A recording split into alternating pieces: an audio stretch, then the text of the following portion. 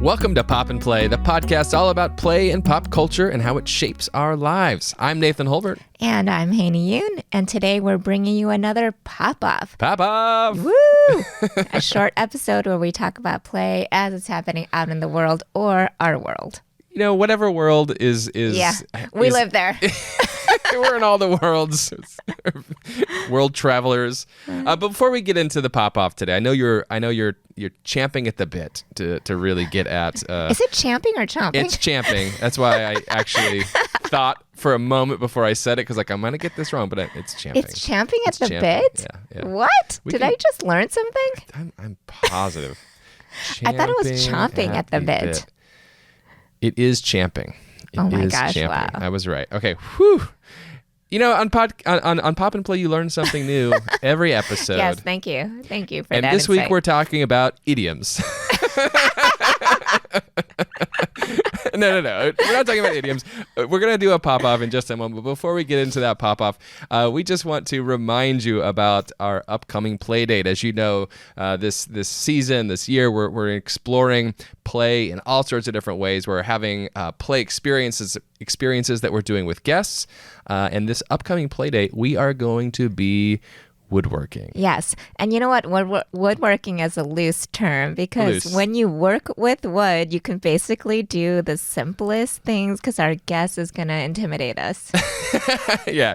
With what to make. We're not going to be building a huge sauna like our guest apparently is. Ooh, spoiler alert. Spoilers. But we are going to get a chance to play and create and meld and mold wood. It's going to be a lot of fun. And so be sure to play along with us. Try to find some time in the next few weeks to experiment with wood, even if it's just like, I don't know. Sanding it down with sandpaper. Yeah, maybe my wife is currently kind of cleaning up an old dresser. So maybe you want to do that. Varnishing things. Maybe you want to do some whittling with a stick. Mess with wood is what we're trying to tell you to do. Whittle with the stick on your porch in the backyard in the forest. With some iced tea, preferably. Yes, exactly. But join us for that play date. That'll be coming up soon. But this week, we're doing something a little different. What's the plan this week, Haeny? So this week, we have a little treat for ourselves. So every time in our... For us? Because every time in our episode, when we asked our guests what's poppin', I'm dying to say what's poppin' for myself. I know, me too. There's always something that I'm just like, I need to tell somebody about this. Yes. And I'm jealous that, they get to Cassie gets to do it, who was on our episode recently, and I don't get to talk about it. Yeah, exactly. And listen, Cassie had great things to suggest, but they were wrong. Kidding, Cassie. Just kidding. Just kidding, really. Because I'm probably going to think what you say is wrong. Oh, 100%. and same for me. Uh-huh. So this week, I am thrilled to be able to ask you, Haeny, what's poppin'? Woo! And maybe we can do this in two different chunks, right? Okay. So maybe we could start by let's think, as we often do in Pop and Play. We think about play as it happens in our lives, and we also think about play as it happens in work and education and things. Yeah. So maybe let's chunk it into two pieces where we first talk about what's poppin' for you in work. Oh, wow, in work. Okay. I mean, obviously the podcast is what's poppin'. Okay, what's poppin' for me at work? I've been actually thinking a lot about what this podcast has taught me over the last 6 seasons and how I do my work. And I think the part that's really interesting for me is that I've seen possibilities of what could be and not what I think it should be. Right? Like you have a picture in your mind of what work could be, and then you're like, I need to do these steps. And now I've been sort of introduced the idea that you can actually portray scholarship, mobilize like different kinds of academic discourse into a public-facing artifact, I guess. Yeah. And so, like, not to be cheesy, but I do think this podcast and doing this podcast has really helped me to think about play in my work. And then I've just been thinking about play and publishing too. So that is kind of a secret, and I'm going to, hopefully something will come out soon that shows that. What about you? I'm excited about the secret. I'm wondering if I know the secret. This is great. Well, but before we talk about me, I think that's a really important point that you make about just just kind of reflecting on the nature of our work and what we expect it to look like and what we imagine it's supposed to entail.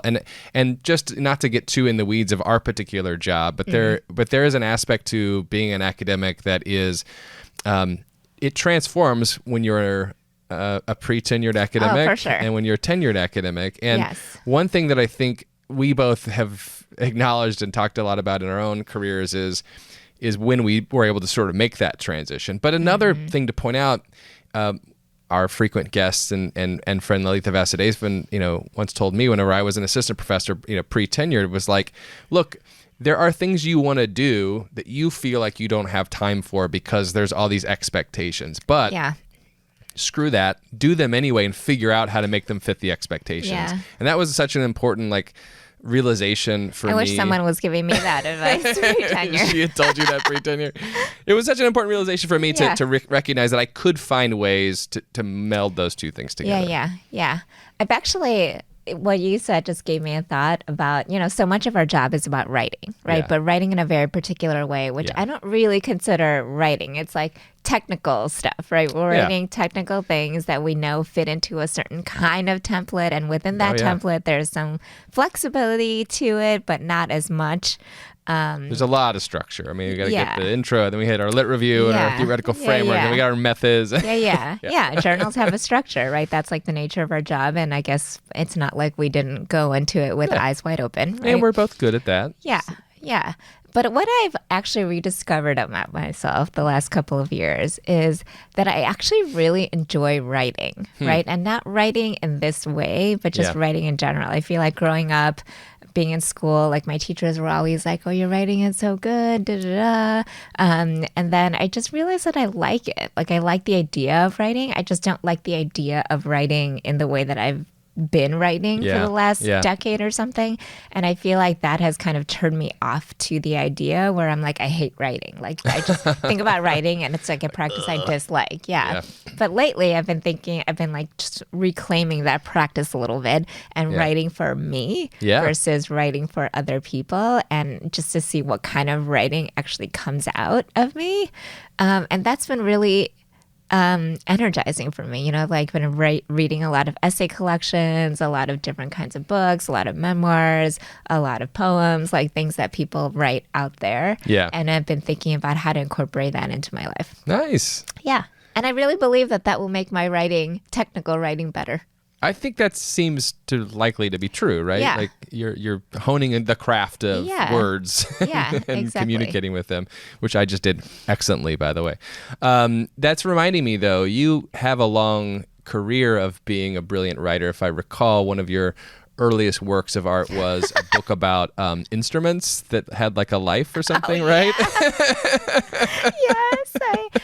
Yes. When I was what did I say? We talked about this on a previous episode. Sixth grade or something. I was writing about 2 Korean instruments because they had to be Korean because it's cultural. Yes. And then they were talking and it got laminated. So yes, I mean, if they were giving some kind of Newbery Award to young children, I would have won it right away.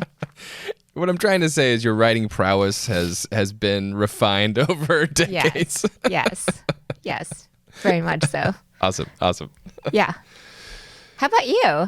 What's poppin', Nathan? Sorry, I did not catch the cue. That was the cue because it feels good to be asked what's poppin'. Nathan, what's poppin'?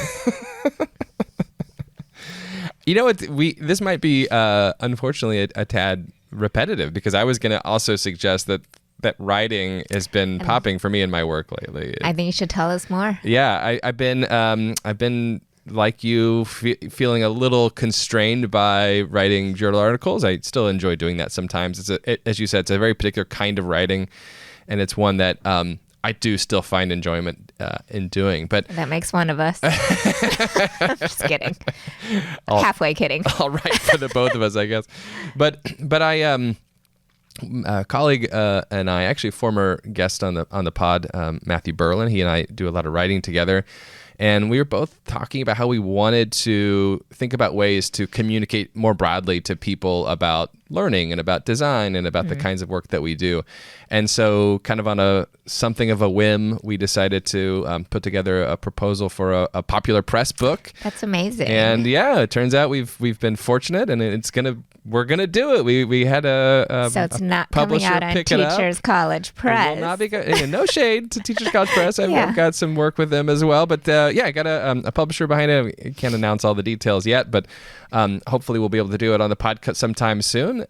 But yeah, a new book coming out called, I think the title will stick, so I think I can say a new book called How to Learn Anything. That's which awesome. Is a bold promise. Yeah, that's awesome. But it's been a lot of fun to write for just people to read and with pleasure, right? And to write, to tell stories with our writing, and to kind of explore interesting data and explore interesting experiments, but to do it in a way that's like very easy to understand and easy to play with. And it just feels like a totally different kind of writing. Like I'm literally right now writing this book. I'm also writing another academic book, and that feels like extremely different excercises. Yeah. So it's been a lot of fun. Do you find a space where you can integrate the two, or do you feel like it's impossible? What do you mean by a space I can integrate the two? Like, do you find some of your popular press writing being integrated into your academic writing and vice versa? It's kind of the opposite. I find that it is, and I have to stop it. Oh yeah, because you have to disentangle them. You have to disentangle them because I don't know. My academic writing, I think, has always been a little more. It's a little less formal than maybe some academics write, but there is certain, we just talked about, there's certain expectations about the forum and about how you need to back up claims and all those kinds of things. And that's good. But in the popular press writing, it's a lot more freewheeling. And so sometimes I see it bleeding together. I'm like, okay, I'm being too formal over here, for example, or I'm being way too loose over here, and kind of trying to pull that apart. Yeah. Well, it's almost like one informs the other.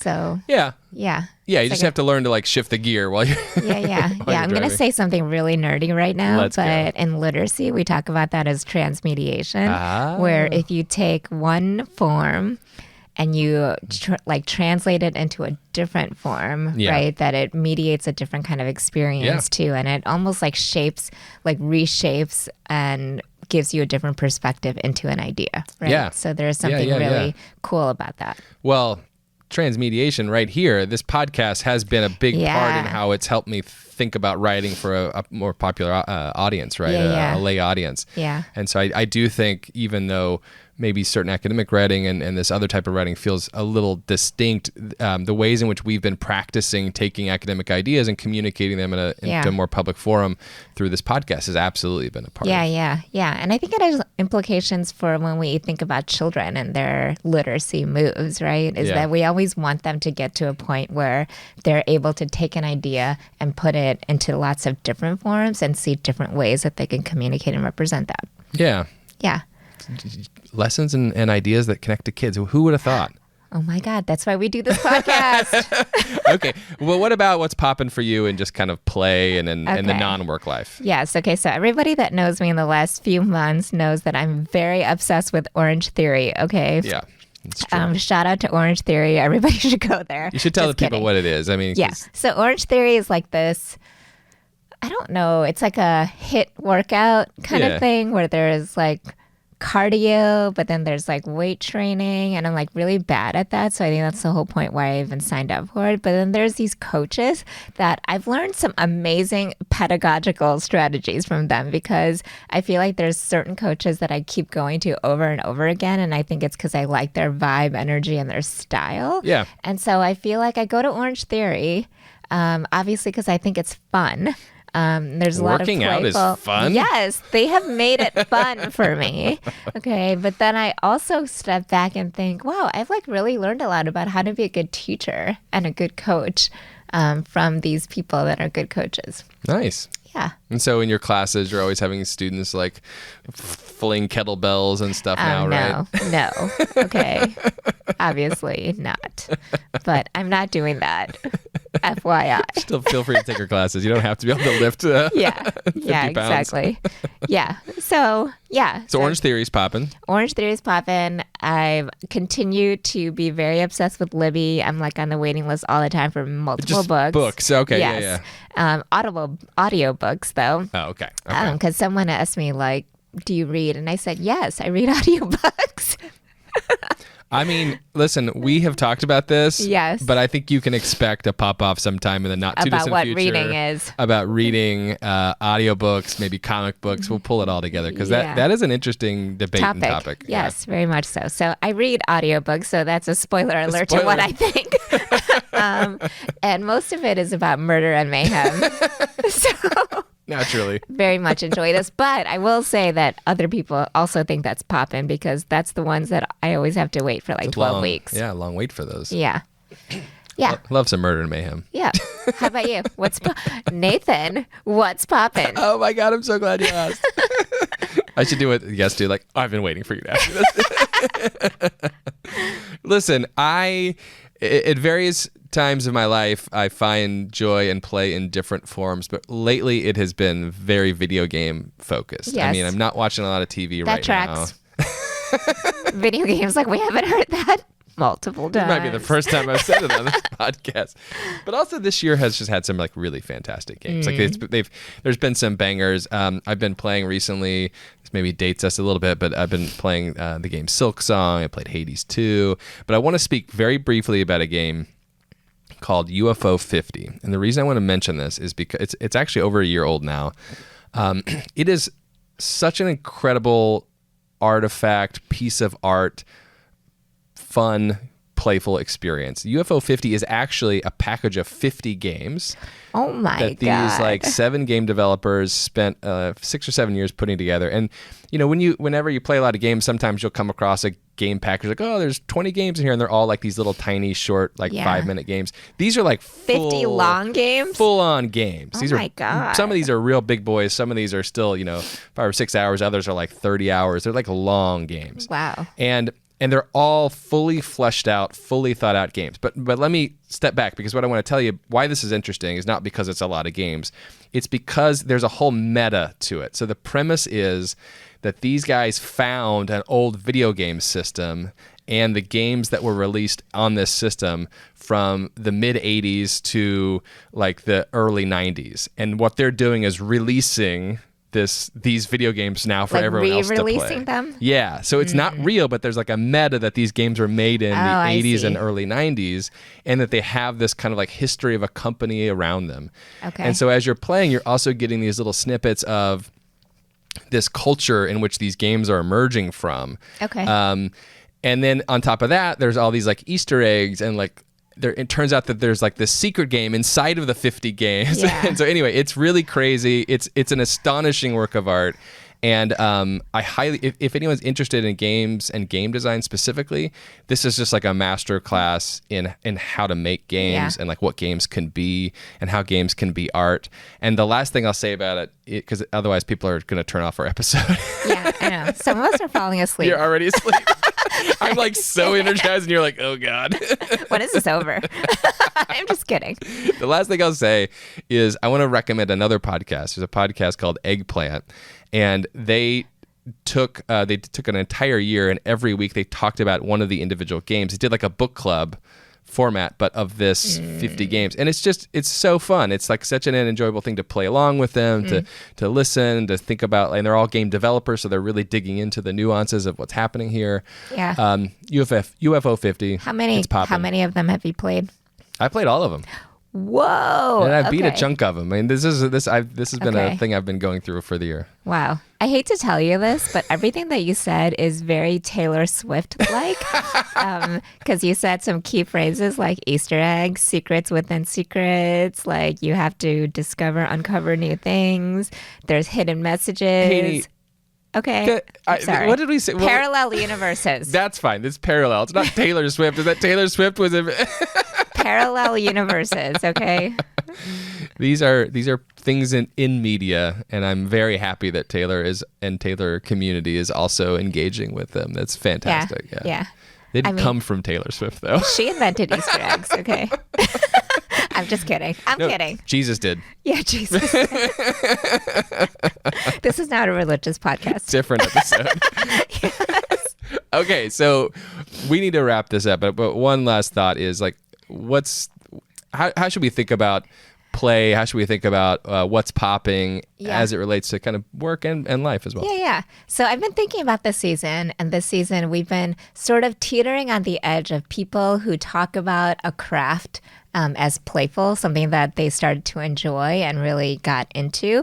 And then all of a sudden we talk to them and realize that their play has become really intense. Where it teeters on the edge of like being a hobby and to something a lot more serious. Right. And so I think, every now and then I've been thinking about how something actually interests me. And then I'm like, I think I'm done with that. Right. And so it just becomes a playful, fun thing. Right. It had really it had a lot of affective impact in my life. It didn't necessarily have a long-term impact in my life. And then I think about things like this podcast, and that's why we started off with the idea of work and play intersecting.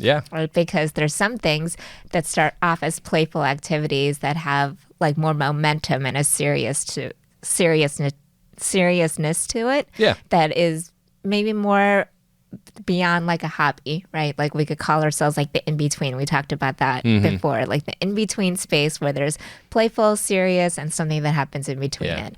And so this season, we're talking about that intersection, right? And where it kind of teeters on the edge of being a more serious practice. And that's what we're talking about for 6 seasons, right? Play is fun, it's joyful, it's frivolous, but it's also serious, intellectual, and productive, and maybe has some implications for how we live our lives in work and play.